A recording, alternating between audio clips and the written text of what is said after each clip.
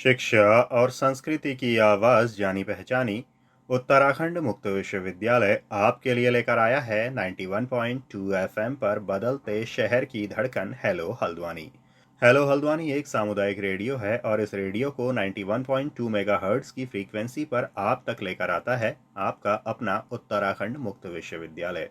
इस रेडियो पर हम समुदाय और समाज के कई तरह के मुद्दे, उनसे जुड़ी हुई समस्याएं, उन समस्याओं के समाधान पर तो हम बात करते ही हैं, साथ ही उत्तराखंड मुक्त विश्वविद्यालय से जुड़े हुए विद्यार्थियों की जानकारी के लिए भी कई तरह के कार्यक्रम हम इस रेडियो पर लेकर आते रहते हैं। तो ऐसी ही एक जानकारी के साथ आज हमारे स्टूडियो में मौजूद हैं उत्तराखंड मुक्त विश्वविद्यालय के ज्योतिष विभाग से डॉक्टर नंदन कुमार तिवारी, और इनकी जानकारी का जो विषय है वो है ज्योतिष शास्त्र की उत्पत्ति और विकास। आज ये इसका भाग 2 लेकर के आए हैं, क्योंकि इसका पहला भाग हम आप तक पहले लेकर आ चुके हैं। तो पेश है आपके लिए इस जानकारी का दूसरा हिस्सा। प्रिय श्रोतागण, आप सभी को मेरा नमस्कार।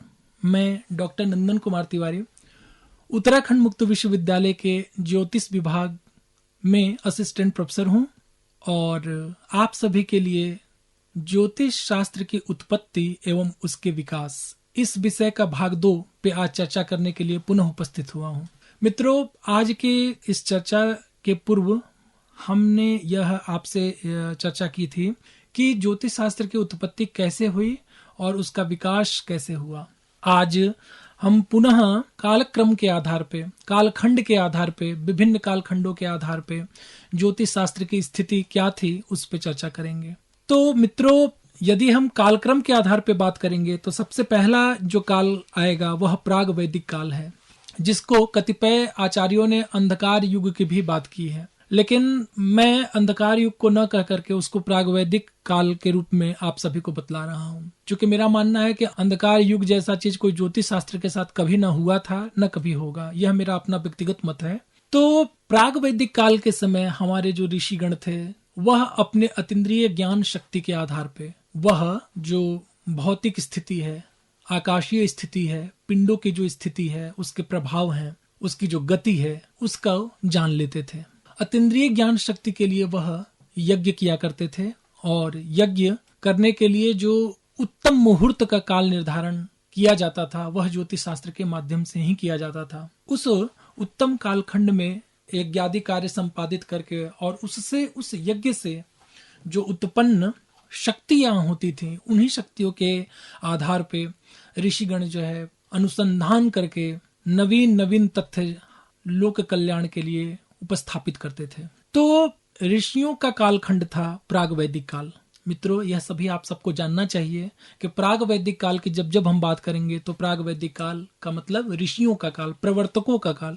और प्रवर्तकों का काल यदि हम बात करेंगे तो उसी प्रवर्तक जो हमारे अष्टादश प्रवर्तक हैं नारद संहिता के अनुसार, सूर्य पितामहो व्यासो वसिष्ठोत्री पराशरः काश्यपो नारदो गर्गो मरीचिर मनुअंगिरा रोमसः पोलिसश्चैव च्यवनो यवनो भृगु सौनकोष्ठो दशाश्च ज्योतिषशास्त्र प्रवर्तकाः।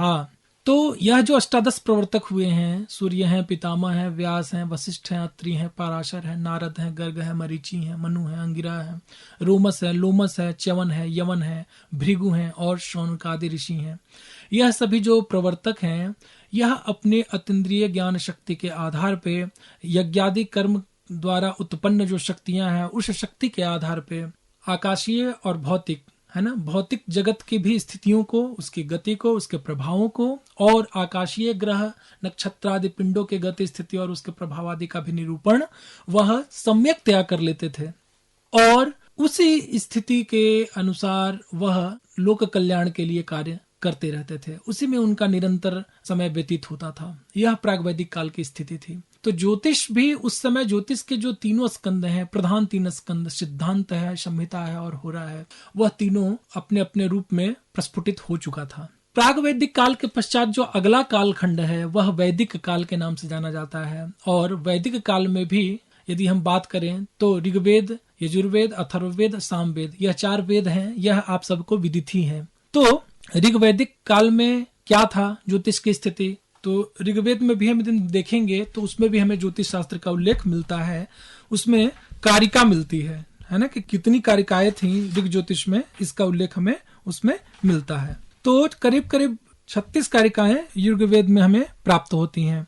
और महात्मा लगध ने जो वेदांग ज्योतिष की स्थापना करके संग्रह करके जो ज्योतिष का निर्माण किया था, ज्योतिष शास्त्र का जो निर्माण किया था, जो अपने ग्रंथ लिखे थे, उस शास्त्र में 36 कारिकाएं हमें उपलब्ध होता है। यजुर्वेद ज्योतिष में 49 कारिकाएं, ऋग्वेद में हमने 36 कहा, तो ऋग्वेद का जो 36 कारिका है वही यजुर्वेद में भी ज्यों का त्यों लिया गया, उसमें 13 और नया जोड़ा गया। तो इस प्रकार से 49 कारिका हो गई, है ना। 36 और 13 49 कारिकाएं जो है यह यजुर्वेद ज्योतिष में हमें प्राप्त होता है। और अथर्व ज्योतिष का यदि हम बात करें मित्रों, तो उसमें 162 श्लोक है। इस प्रकार से ऋग ज्योतिष, यजुष ज्योतिष, अथर्व ज्योतिष क्या उल्लेख हमें मिलता है। और महात्मा लगध द्वारा जो लिखित वेदांग ज्योतिष है उसका उल्लेख हमें मिलता है। मित्रों, निश्चित रूप से महात्मा लगध के पूर्व का जो कालखंड था वह श्रुत परंपरा के आधार पे था। श्रुत का अर्थ होता है सुनना। जैसा हमने बात किया प्रागवैदिक काल का, तो प्रागवैदिक काल में ऋषि जो है वह दर्शन करता था और दर्शन करने के पश्चात गुरु अपने शिष्यों को वह सुनाता था, है ना। सुनाने की जो क्रिया है उसी को श्रुत परंपरा कहते हैं। सुनाना, सुनना, है ना। गुरु सुनाता था, शिष्य उसको सुनता था, गुरु उपदेशित करता था, शिष्य उसको ग्रहण करता था। तो यह परंपरा थी प्रागवैदिक काल में। वैदिक काल में भी लगभग वही परंपरा रही। उसके पश्चात भी आज भी यह कहा जाता है कि ज्योतिष शास्त्र जो है वो पारंपरिक शास्त्र है। पारंपरिक का मतलब यही है कि यह गुरु मुखात, मतलब गुरु के मुख से सुनने के पश्चात ही यह शास्त्र को ग्रहण करने का विधा बतलाया गया है, कि बिना गुरु के सुने आप जो है इस शास्त्र को नहीं बतला सकते। गुरु मुखात ही यह शास्त्र जो है ग्रहण करना चाहिए, ऐसा परंपरा है। ठीक है। तो ऋषियों का काल था, वो गुरु शिष्य के परस्पर संवाद होता था उसमें, और गुरु सुनाता था और वो सुनता था। इसी क्रिया को श्रुत परंपरा कहते हैं। उस समय लिपिबद्ध नहीं था ज्योतिष शास्त्र, तो निश्चित रूप से लिपिबद्ध नहीं होने के कारण उस समय हमें साहित्यिक रचनाएं उतनी ज्योतिष शास्त्र से संबंधित नहीं प्राप्त होती हैं, परंतु श्रुत परंपरा के आधार पे हमें बहुत सारी चीजें वहां भी देखने को मिलती हैं। कालांतर में जैसे जैसे लिपिबद्ध होने लग गया तो हमें बहुत सारी साहित्यिक रचनाएं भी देखने को मिली। वैदिक काल के पश्चात, महात्मा लगध के कालखंड के पश्चात जो सिद्धांत काल है या पूर्व मध्य काल है, वह कालखंड जो सिद्धांत ज्योतिष का था, तो सिद्धांत काल जो जिसको कहते हैं, वह ज्योतिष शास्त्र का स्वर्णिम काल कहा जाता है। उसमें आर्यभट्ट, वराहमिहिर, आचार्य लल्ल आदि बहुत सारे ऐसे ज्योतिष के विद्वान हुए जिन्होंने अपनी रचनाओं से ज्योतिष जगत को चमत्कृत किया, उपकृत किया, और हम सभी के लिए बहुत सारे नए नए आयाम स्थापित किए। मित्रों, चाहे हम आर्यभट्ट के आर्यभट्टियम की बात करें, या वराहमिहिर के बृहद संहिता की बात करें, या फिर आचार्य लल्ल के सिद्धांत की बात करें, ब्रह्मगुप्त के सिद्धांत की बात करें, जो ब्रह्मस्फुट सिद्धांत है वो ब्रह्मगुप्त का ही लिखा हुआ है, तो लल्ल है, वराहमिहिर हैं, आर्यभट्ट हैं, इन सब की साहित्यिक रचनाएं और जो इनकी जो ज्योतिष शास्त्रीय गणित फलित होरा अथवा संहितादि ग्रंथों की जो रचनाएं मिलती हैं हमें पढ़ने को, देखने को, वह आज भी हमें उपलब्ध होता है और हम उसका अवलोकन करते हैं, पढ़ते हैं। अध्ययन अध्यापन दोनों माध्यमों से इन ग्रंथों को हमें देखने को अवसर मिलता है। तो सिद्धांत ज्योतिष जो है, ज्योतिष का यदि हम कहें तो स्वर्णिम युग था उस समय। तत्पश्चात यदि हम मध्यकाल की बात करें और उत्तर मध्यकाल की बात करें, तो ज्योतिष जगत ही नहीं अपितु आप सभी जानते हैं कि भारत पे लगातार आक्रमण हुए, चाहे वो अंग्रेजों का हुआ, मुस्लिम शासकों का हुआ, तो ये इनके परिणाम स्वरूप हमारी बहुत सारी साहित्यिक रचनाएं जो है वो नष्ट हुई। और उस समय के भयावह कालखंड, विषम परिस्थिति में भी लोगों ने रचनाएं तो की, परंतु उसको प्रस्फुटित नहीं किया, उसको संसार के सामने उपस्थित नहीं किया। बहुत सारे उस समय स्थितियां ऐसी थी कि हमारी साहित्यिक रचनाएं होती तो थीं, परंतु उस रूप में नहीं होती थीं जो उनका यथार्थ रूप था। तो यह भी एक कारण रहा है। आगे के कालक्रम में यदि हम बात करें तो निश्चित रूप से वेद यंत्रों की भी स्थापना हुई, यंत्रों की भी स्थापना हुई उस समय, और हम गणितादि क्रिया के साथ साथ वेदादि क्रिया भी करने लगे। वराहमिहिर के कालखंड में भी वेद की क्रियाएं होती थी। कालांतर सिद्धांत काल में भी बहुत ज्यादा मात्रा में हुई। महामहोपाध्याय सुधाकर द्विवेदी जो सिद्धांत काल के, बल्कि आधुनिक विद्वान कहेंगे, 19वीं शताब्दी के, 18वीं 19वीं शताब्दी के आचार्य हुए सुधाकर द्विवेदी, उनके नाम से बहुत सारे वेदशालाएं भी स्थापित की गई हैं, सुधाकर द्विवेदी के नाम से, है ना। और उसके पहले भी जो वेद की क्रिया करने के लिए वेद यंत्रों की स्थापना की गई थी, वेदशालाओं की स्थापना की गई थी। इसलिए हम सिद्धांत काल को बहुत ही उत्तम काल के रूप में भी जान सकते हैं। आधुनिक काल के आरंभ में मुस्लिम संस्कृति के साथ साथ पाश्चात्य सभ्यता का प्रचार भी भारत में चूंकि हुआ था, तो यद्यपि उत्तर भारत काल में ही ज्योतिषियों ने आकाशावलोकन त्याग कर पुस्तकों का पल्ला जो है वो पकड़ लिया था और पुस्तकीय ज्ञान ही ज्योतिष माना जाने लगा था, क्योंकि उस समय वेद क्रिया जो है वो समाप्त होने लगी, आकाशावलोकन भी समाप्त होने लगा, आकाश की ओर अब बहुत कम लोग देखते थे। लेकिन सिद्धांत काल में ऐसा होता था।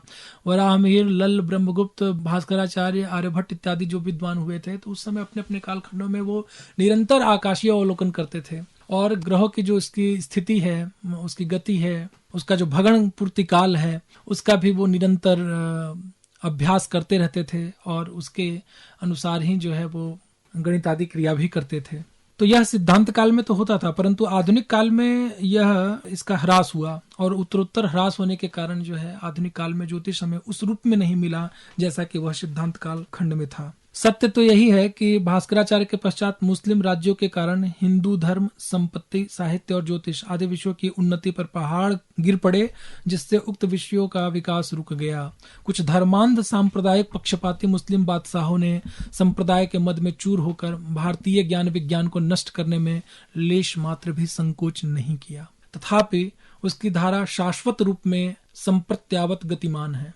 विद्वानों को राजाश्रय न मिलने से ज्योतिष के प्रसार और विकास में कुछ कम बाधाएं नहीं आई। नवीन संशोधन और परिवर्धन तो अलग की बात है, पुरातन ज्योतिष ज्ञान भंडार का संरक्षण भी कठिन हो गया। मित्रों, यद्यपि कुछ हिंदू मुस्लिम विद्वानों ने इस युग में फलित ग्रंथों की रचनाएं की, लेकिन आकाश निरीक्षण की प्रथा उठ जाने से वास्तविक ज्योतिष तत्वों का विकास नहीं हो सका। शकुन, प्रश्न, मुहूर्त, जन्म पत्र एवं वर्ष पत्र के साहित्य की अवश्य वृद्धि हुई है। कमलाकर भट्ट ने सूर्य सिद्धांत का प्रचार करने के लिए सिद्धांत तत्व विवेक नामक गणित ज्योतिष का महत्वपूर्ण ग्रंथ की रचना की। इस अर्वाचीन काल के प्रारंभ में प्राचीन ग्रंथों पर टीका टिप्पणी बहुत लिखे गए। आज भी बहुत सारे ग्रंथों की टीका टिप्पणी लिखे जा रहे हैं। 1780 में आमेराधिपति महाराज जयसिंह का ध्यान ज्योतिष की ओर विशेष आकृष्ट हुआ और उन्होंने काशी, जयपुर एवं दिल्ली में वेधशालाएं बनवाई, जिनमें पत्थरों की ऊंची और विशाल दीवारों के रूप में बड़े बड़े यंत्र बनवाए।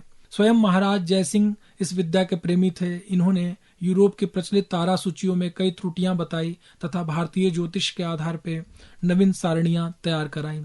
जब हम वेद क्रिया की बात करते हैं या वेधशालाएं की बात करते हैं, तो निश्चित रूप से महाराज जयसिंह का नाम अग्रगण्य रहेगा। महामहोपाध्याय सुधाकर द्विवेदी का नाम भी अग्रगण्य रहेगा। सामंत चंद्रशेखर ने अपने अद्वितीय बुद्धि कौशल द्वारा ग्रह वेद कर प्राचीन गणित ज्योतिष के ग्रंथों में संशोधन किया तथा अपने सिद्धांतों द्वारा ग्रहों की गतियों के विभिन्न प्रकार बतलाए। इनके द्वारा रचित सिद्धांत दर्पण नामक ग्रंथ द्विगणितज्ञ पर आधारित अंतिम सिद्धांत ग्रंथ के रूप में जाना जाता है। इस अंग्रेजी सभ्यता के संपर्क से भारत में अंग्रेजी भाषा का प्रचार हो गया। इस भाषा के प्रचार के साथ साथ अंग्रेजी आधुनिक भूगोल और गणित विषयक विभिन्न ग्रंथों का पठन पाठन की प्रथा भी प्रचलित हुई। सन 1857 के पश्चात तो आधुनिक नवीन आविष्कृत विज्ञानों का प्रभाव भारत के ऊपर विशेष रूप से पड़ा है। फलतः अंग्रेजी भाषा के जानकार संस्कृत के विद्वानों ने इस भाषा के नवीन गणित ग्रंथों का अनुवाद संस्कृत में कर ज्योतिष की श्रीवृद्धि की है। बापूदेव शास्त्री और पंडित सुधाकर द्विवेदी ने इस ओर विशेष प्रयत्न किया है। आप महानुभावों के प्रयास के फलस्वरूप ही रेखा गणित, बीज गणित और त्रिकोणमिति के ग्रंथों में से आज का ज्योतिष धनी कहा जा सकेगा। केतक नामक विद्वान ने केतकी ग्रह गणित की रचना की और यह रचना जो है उन्होंने अंग्रेजी ग्रह गणित और भारतीय गणित सिद्धांतों के समन्वय के आधार पर किया है। दीर्घवृत्त, परिवलय, अतिपरवलय, जिसको हम एक्लिप्स दीर्घवृत्त को एक्लिप्स भी कहते हैं, और परवलय, अतिपरवलय इत्यादि के गणित का विकास इस नवीन सभ्यता के संपर्क की मुख्य देन माना जाता है। मित्रों, अर्वाचीन काल की यदि हम बात करें या आधुनिक काल की बात करें तो इसमें बहुत सारे आचार्य हुए हैं, जिसमें मुनीश्वर हैं, दिवाकर हैं, कमलाकर भट्ट हैं, नित्यानंद है, मेघ विजय गणी हैं, उभय कुशल हैं, लब्धि चंद्रमणि जी हैं, बागजी मुनि हैं, यशस्वत सागर जी हैं, जगन्नाथ सम्राट जी हैं, बापूदेव शास्त्री जी हैं, नीलांबर झा जी हैं, सामंत चंद्रशेखर, सुधाकर द्विवेदी, पंडित राम यत्न ओझा, पंडित राम व्यास पांडे, पंडित अवध बिहारी त्रिपाठी, पंडित मीठालाल ओझा, पंडित सीताराम झा, आचार्य राजमोहन उपाध्याय, आचार्य रामचंद्र पांडे, पंडित हीरालाल मिश्र, आचार्य कल्याण दत्त शर्मा, आचार्य सुखदेव चतुर्वेदी, आचार्य रामचंद्र झा, शिवाकांत झा, आचार्य सच्चिदानंद मिश्र आदि अनेकों ऐसे विद्वान ज्योतिष शास्त्र के हुए हैं और हैं जिन्होंने अपना संपूर्ण जीवन इस शास्त्र की उपासना में लगा दिया। इन्होंने अपनी अपनी कृतियों से इस शास्त्र की रक्षा के साथ साथ इनको पुष्पित और पल्लवित करने में अपना महत्वपूर्ण योगदान दिया है और दे रहे हैं। साथ ही इनके अध्येताओं को नवीन ऊर्जा प्रदान करने के साथ साथ ज्योतिष शास्त्र में नित्य नवीन शोध करने के लिए प्रेरित भी करते रहते हैं और किया है इन्होंने। यह कहना अतिशयोक्ति नहीं होगी कि अर्वाचीन ज्योतिष में जो शिथिलता आई है उसका कारण दिव्य ज्ञान वाले ऋषियों की कमी है। आज हमारे देश में न तो बड़ी बड़ी वेदशालाएं हैं और न ही योग क्रिया के जानकार ऋषि महर्षि ही, इसलिए नवीन विवृत्तियां ज्योतिष में नहीं हो पा रही हैं। इनके साथ साथ सर्वकार को भी, सर्वकार का मतलब सरकार से है, इस विषय के प्रति कोई विशेष ध्यान नहीं है। इसीलिए राज संरक्षण के बिना तो किसी भी विद्या का अथवा ज्ञान का काल सापेक्ष पल्लवन हो ही नहीं सकता। अतः इन सभी के अभाव में भी इनके अध्येताओं की विशेष जानकारी बनती है कि ज्योतिष शास्त्र की दिशा में वह नवीन कार्य कर इसका संरक्षण करने में अपना योगदान दे। तो मित्रों, कालक्रम के आधार पर आपने देखा कि कैसे प्राग वैदिक काल, सिद्धांत काल, वेदांग काल, वैदिक ज्योतिष काल और आधुनिक काल में ज्योतिष शास्त्र की स्थिति थी और है। तो आज का वक्तव्य मित्रों अब मैं यहीं समाप्त करता हूँ। ज्योतिष शास्त्र से संबंधित एक अलग और नवीन विषय को लेकर के, इससे संबंधित इसी परंपरा में, इसी क्रम में आपके लिए एक नवीन विषय को लेकर के पुनः उपस्थित होऊंगा। तब तक के लिए नमस्कार। आप सभी का बहुत बहुत धन्यवाद।